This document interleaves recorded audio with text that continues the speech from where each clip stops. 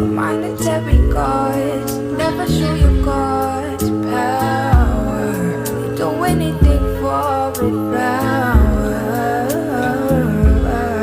Presence with the Lord, infiltrate our gods, proclaiming what we lost. This is ours. Oh, don't you cry.